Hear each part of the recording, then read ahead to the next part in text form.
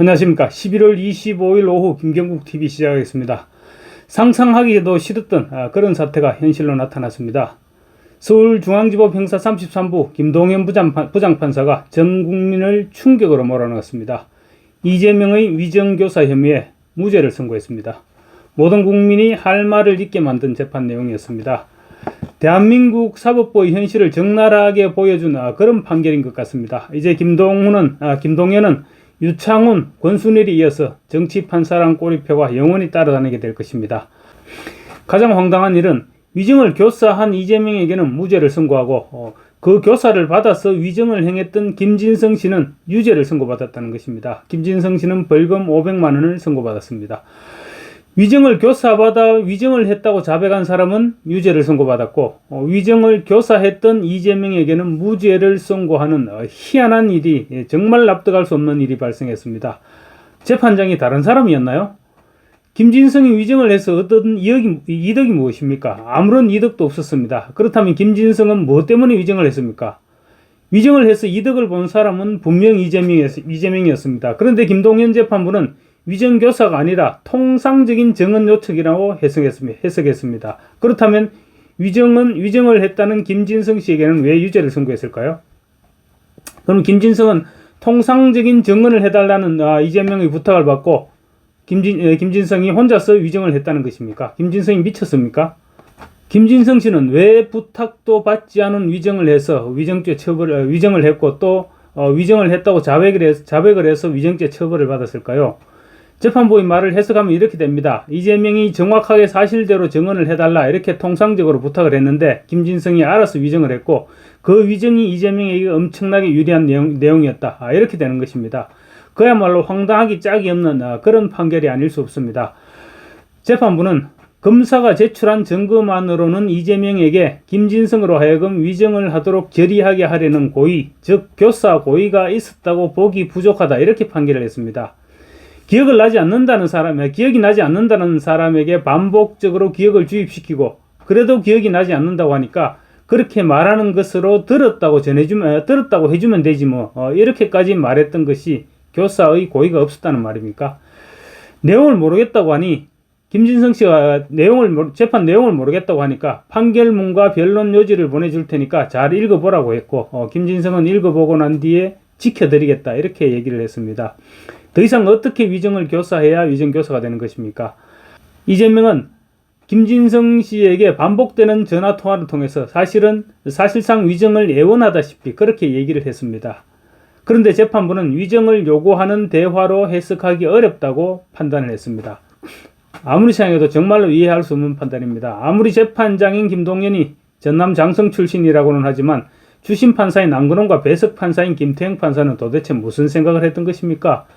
재판도 결국은 국민의 상식에 기초하는 것입니다. 그런데 온 국민들, 심지어 좌파 변호사들까지 이재명의 유죄를 기정사실로 받아들이는 마당에 무죄를 선고한 재판부는 도대체 무슨 생각을 한 것입니까?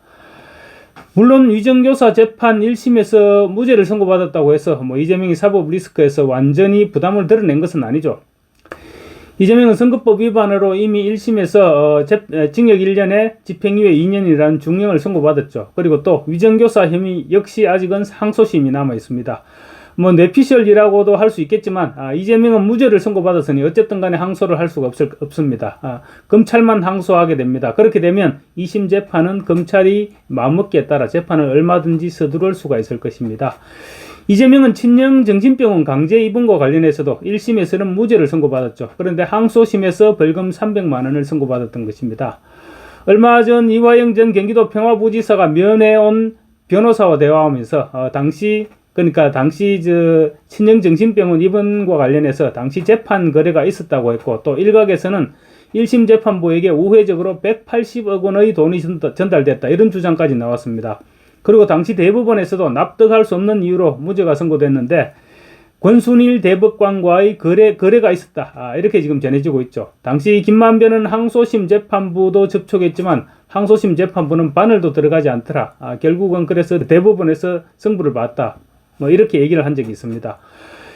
위정교사 혐의 재판 역시 아직 항소심이 남아 있으니까 아직 완전히 포기할 필요는 없을 것 같습니다. 어떻게 보면 오히려 재판을 신속하게 진행시켜서 그러니까 이재명 측은 무죄를 선고받으니까 항소를 하지 않을 것입니다. 항소를 하지 않게 되면 새로운 증인 뭐 이런 걸 아마 내세울 수 없게 될 것입니다.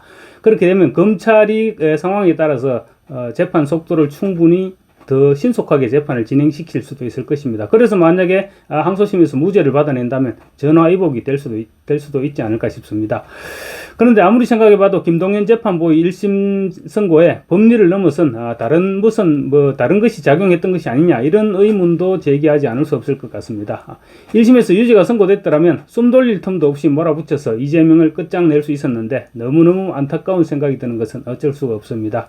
이재명이 오늘 재판정에 들어가면서 선거법 위반 선거법 위반 1심 선고 당시 재판정에 들어갈 때와는 달리 환하게 웃는 모습을 보여줬었는데 그래서 미리 재판 결과를 알았던 것이 아니냐 그런 의문까지 제기되고 있습니다. 어쨌거나 그나마 선거법 위반 1심 선고가 먼저 내려진 것이 그나마 다행이라는 생각이 들고 만약에 위증교사 혐의에 대해서 무죄를 먼저 선고했더라면 선거법 재판부도 흔들릴 수도 있었겠죠. 그리고 항소심 시간을 검찰이 원하는 방향으로 이끌어갈 수 있다는 부분에 그나마 이 두 가지에 그나마 위안을 삼아야 되지 않을까 싶습니다. 이제 판결문이 공개되면 뭐 분석에 들어가겠죠. 분석에 들어가게 되면 아마도 김동연 판사는 고개를 들고 다닐 수 없게 되지 않을까 싶습니다. 그리고 또 2심은 상당히 다른 양상으로 전개되지 않을까 기대해 보겠습니다. 또 있습니다. 29일 이화영의 항소심 재판이 예정돼 있죠. 항소심에서 대북 불법 송금 관련 외환관리법 위반 혐의가 유죄로 확정되면 이재명의 대북 송금 재판도 속도가 붙게 될 것이니 그때를 또 기대해 봐야 되겠습니다. 오늘은 짧게 말씀드리겠습니다. 기쁜 소식 전해드리지 못해서 죄송합니다. 감사합니다.